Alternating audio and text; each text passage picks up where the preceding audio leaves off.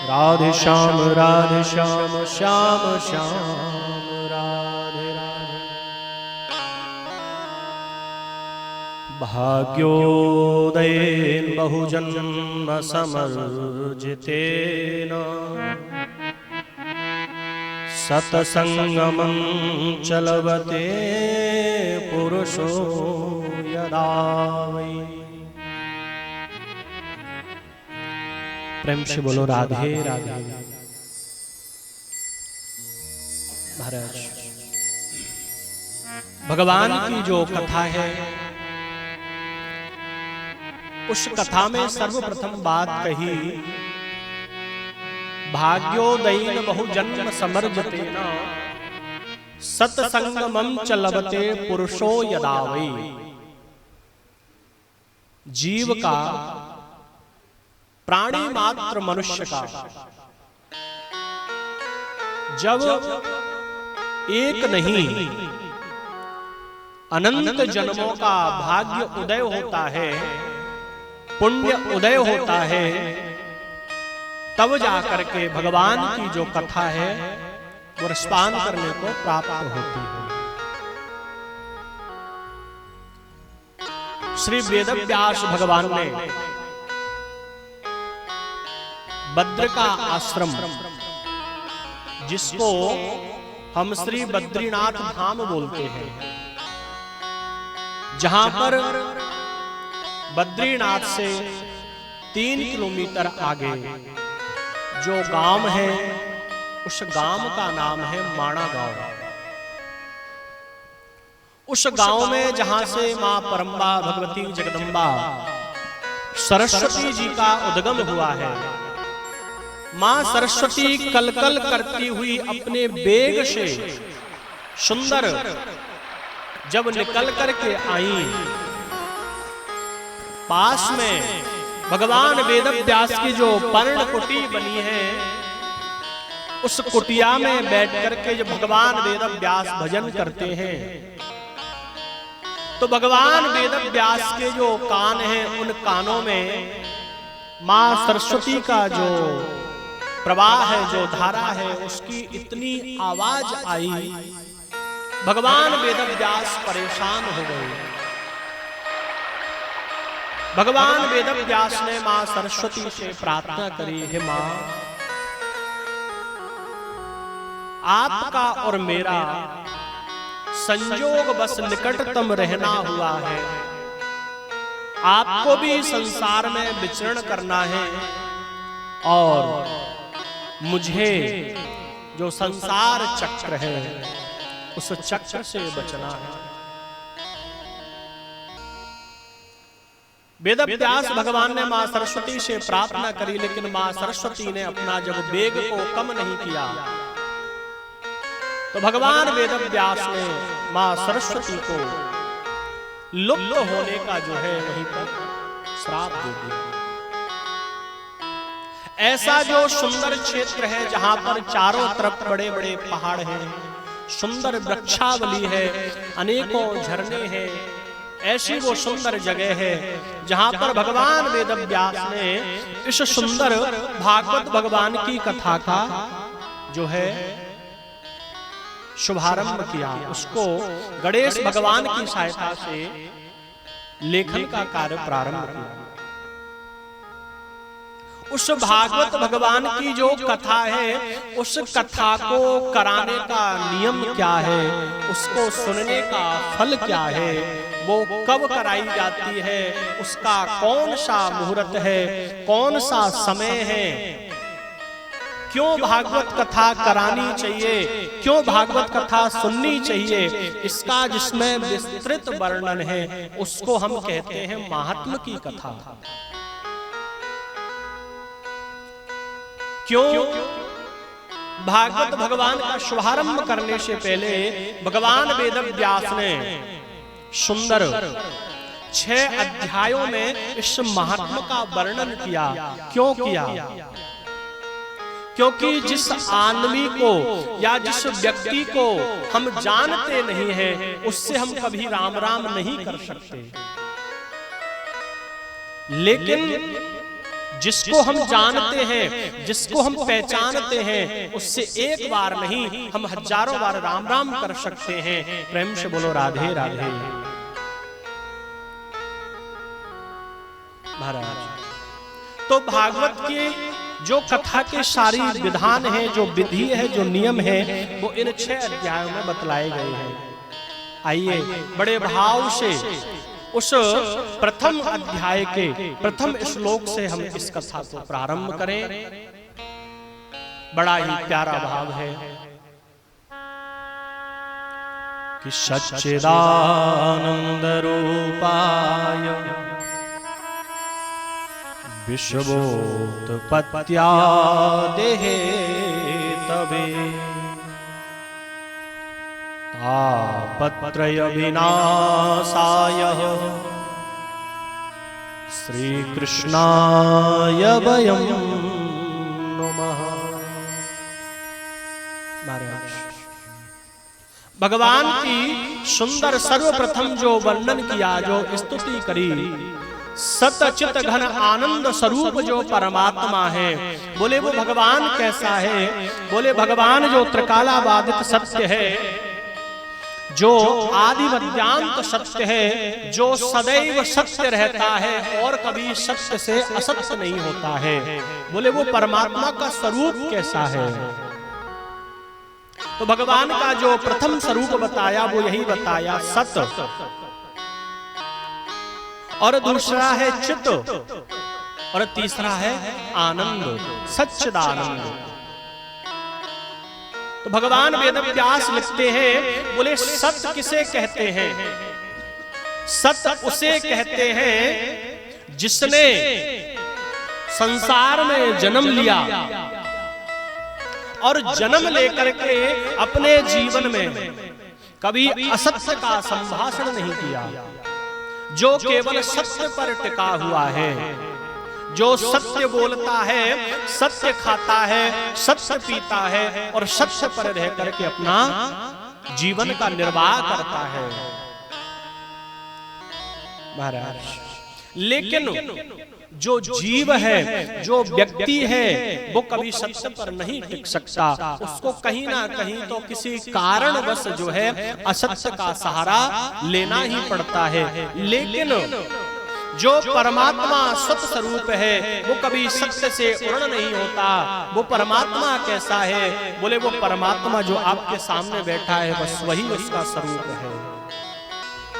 चाहे वो आपके सामने भागवत भगवान के रूप में हो, चाहे ब्राह्मण के रूप में हो, चाहे संत के रूप में हो, किसी भी रूप में हो, वो परमात्मा आपके लिए आपका भगवान है। और दूसरा जो शब्द है वो है चित्त। चित्त यानी कि प्रकाश। आज हम इस सुंदर कथा हॉल में बैठकर के कथा का रसपान कर रहे हैं, तो हमको प्रकाश की जरूरत है, तो हमने ये लाइट एलईडी बल्ब जला रखे हैं। लेकिन जो परमात्मा चित्त स्वरूप है, स्वयं प्रकाश स्वरूप है, जो किसी से प्रकाश उधार नहीं लेता है, वो परमात्मा कौन है? वो परमात्मा प्रातः काल होते ही अपने प्रकाश में रूप में प्रकट होता है, जिसको हम कहते हैं श्री सूर्य नारायण, जिसकी रोशनी निकलते ही सारे संसार का अंधकार दूर हो जाता है। वो परमात्मा कैसा है? बोले वो परमात्मा साक्षात प्रकाश स्वरूप है। उस परमात्मा को कभी किसी से प्रकाश उधार लेने की जरूरत नहीं पड़ती है। और बोले तीसरा है आनंद। तो रामचरितमानस भी कहती है कि जो आनंद सिंधु सुख राशि, सीकर ते त्रैलोक सुपासी, जो सुख धाम राम अस नामा, अखिल लोक दायक विश्रामा। बोले वो आनंद स्वरूप परमात्मा। बोले आनंद क्या है? तो बोले आनंद किसी संसार की वस्तु में नहीं है, बोले आनंद कहाँ मिलता है? बोले आनंद भगवान की भक्ति में मिलता है, आनंद भगवान की कथा में मिलता है, आनंद भगवान के कीर्तन में मिलता है, आनंद संतों के आश्रम में मिलता है, आनंद संतों के चरणों में मिलता है, आनंद किसी धाम में मिलता है, आनंद किसी तीर्थ में मिलता है, या आनंद किसी सरोवर में मिलता है। आनंद है क्या चीज? मेरी माँ, आनंद कहीं बाहर नहीं है, आनंद तो इस आत्मा में रमण करता है, इस आत्मा के अंदर बैठा हुआ है। आप संसार की सुख सुविधा को देख करके मान लो कह सकते हो कि मुझे यहाँ पर आनंद आया, लेकिन वो आनंद नहीं है, वो सच्चा आनंद नहीं है। सच्चा आनंद यदि कोई जगह है तो वो इस आत्मा में रमण करता है।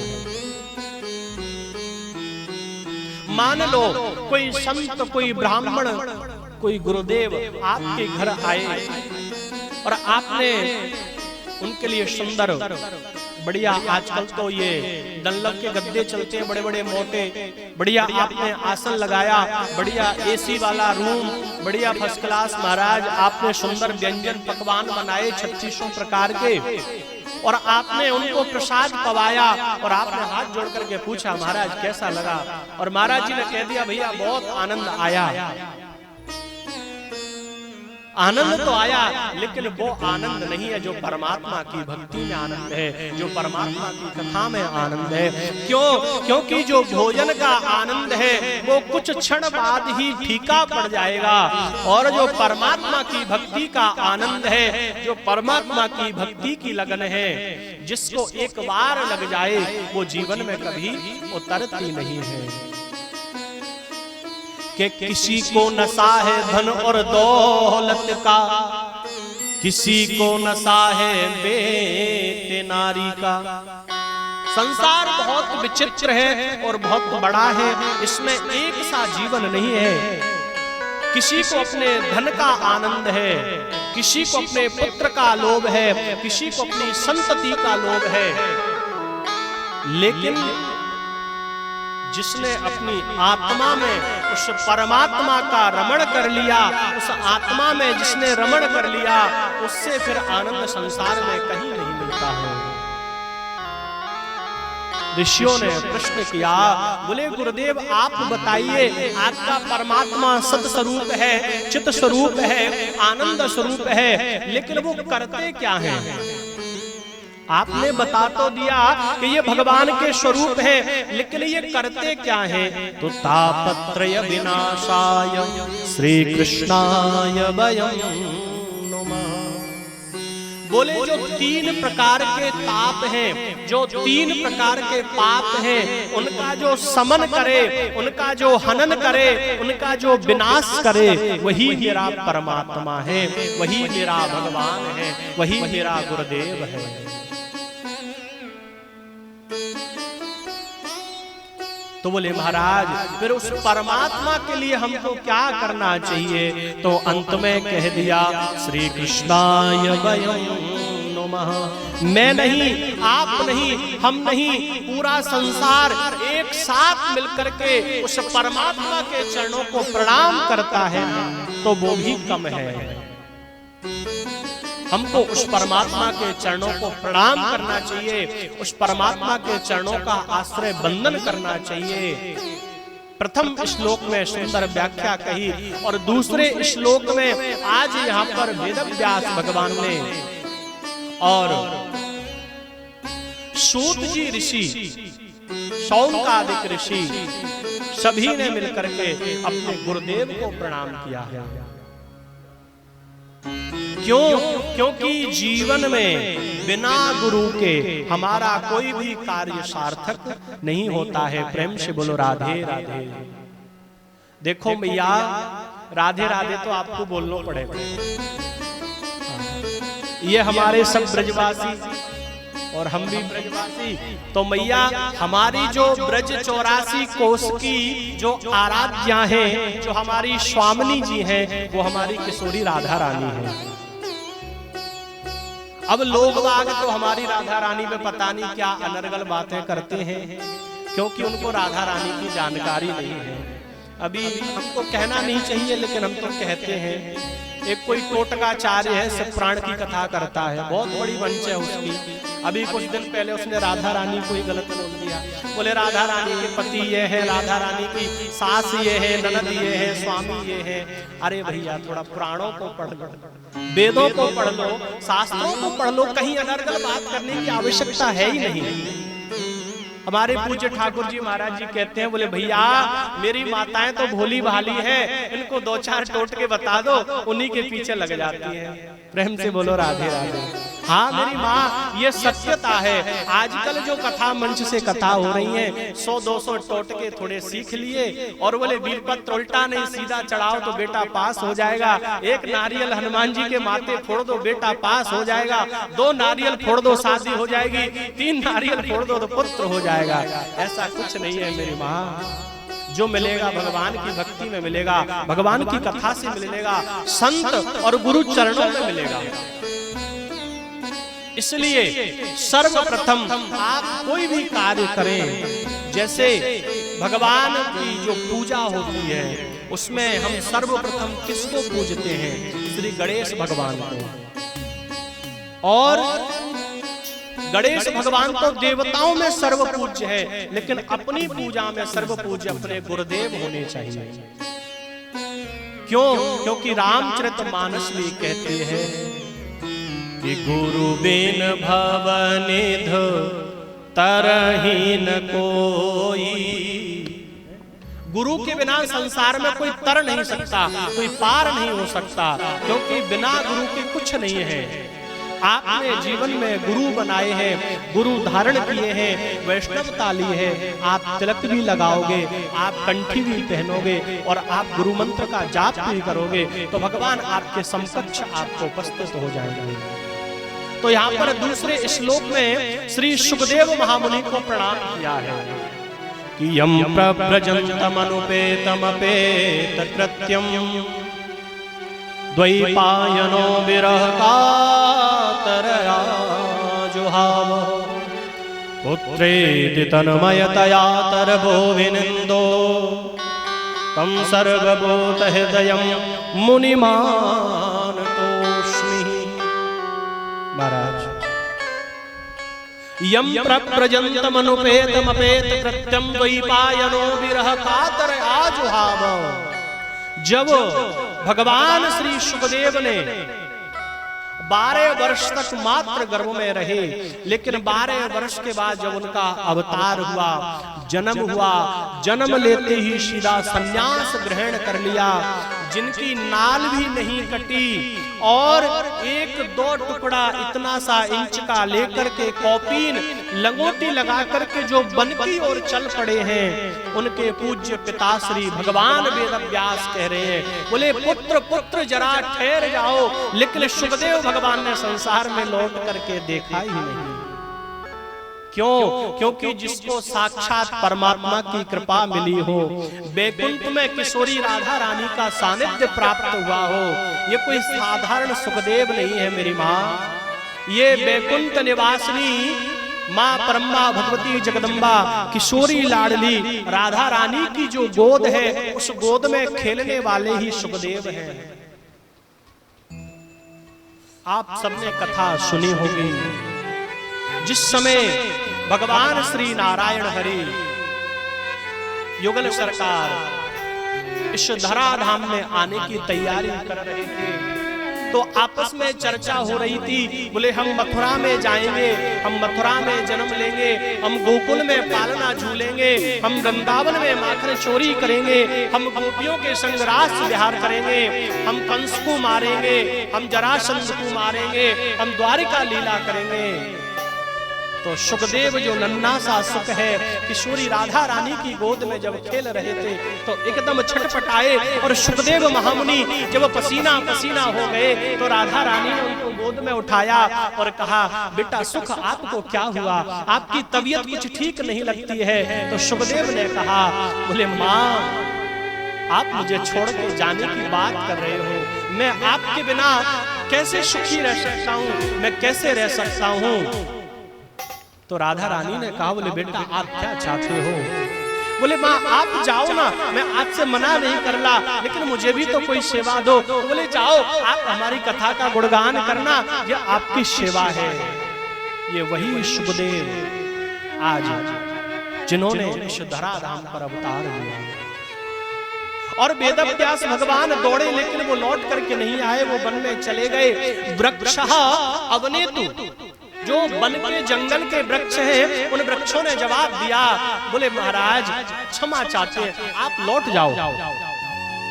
आप सोचो, जो जड़ है चेतन नहीं है, वृक्ष तो जड़ है, टिका हुआ, बोल नहीं सकता, लेकिन फिर भी बोल रहे हैं। बोले महाराज आप जानते नहीं हो, कितने जन्मों में आप इनके पिता बने हो और कितने जन्मों में ये आपके पिता बने हैं, इसकी कोई गिनती नहीं है, इसका कोई अनुमान नहीं है। इसलिए हम तो यही चाहते हैं आप लौट करके चले जाओ, ये लौट करके आने वाले नहीं है। भगवान वेदव्यास को ज्ञात हो गया कि मेरा पुत्र सुखदेव कोई साधारण नहीं है, साक्षात उस परमात्मा का ही अवतार है। मेरी सामर्थ्य नहीं है कि मैं इसको संसार में ले जाऊं। और भगवान वेदव्यास लौट करके आ गए। महाराज कथा कहती है, एक बहुत ही सुंदर पावन तीर्थ है, जिस तीर्थ का नाम है श्री नैमिषारण्य तीर्थ, जिसे हम नैमिष कहते हैं। महाराज उस नैमिष की भूमि में जैसे आप देख रहे हो ना, आपके यहाँ जो बालुका है, ऐसी सुंदर बालुका है, और उस बालुका में हजारों लाखों की संख्या में संत बैठे हैं। उन संतों की जो उम्र है, उस उम्र का कोई अनुमान नहीं लगाया जा सकता, क्योंकि उनकी उम्र कोई ये नहीं है कोई 10 या 20 नहीं, कई हजारों वर्ष जिनकी उम्र है। और कुछ संत तो ऐसे हैं मेरी माँ कि जिनके जीवन में यह कलयुग, द्वापर, सतयुग और त्रेता, ये चारों युग न जाने कितनी बार आ गए और कितनी बार चले गए, लेकिन उनकी उम्र जैसी की तैसी है। महाराज 88,000 ऋषि एक साथ बैठ करके भगवान की कथा का सत्संग कर रहे हैं। आज हम और आपको भी ये सानिध्य प्राप्त हुआ कि पूज्य महाराज श्री के चरणों में बैठ करके हम भी कथा सुना रहे हैं, अपनी वाणी को पवित्र कर रहे हैं और आप भी कथा सुन रहे हैं। ये जीवन का एक बहुत सुंदर क्षण है। गुरु पूर्णिमा महामहोत्सव में ये कथा हो रही है। 21 तारीख को कथा ब्राह्म होगी प्रातः काल, और 21 को ही सुंदर गुरु पूर्णिमा महोत्सव होगा, 21 को ही भंडारा होगा, 21 को ही यज्ञ भगवान की पूर्णाहुति होगी। आप सब दर्शन करेंगे। तो उन ऋषियों की मंडली के मध्य महाराज एक नन्ही सी युवावस्था वाले एक ऋषि आए। उन ऋषि का नाम है श्री सूत जी महाराज।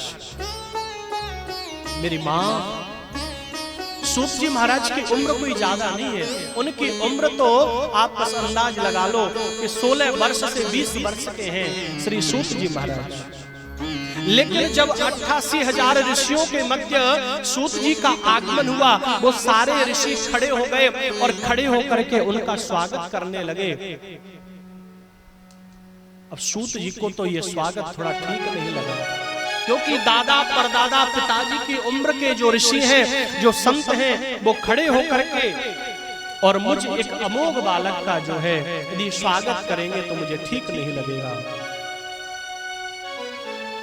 सूत जी खड़े हो गए। ऋषियों ने कहा,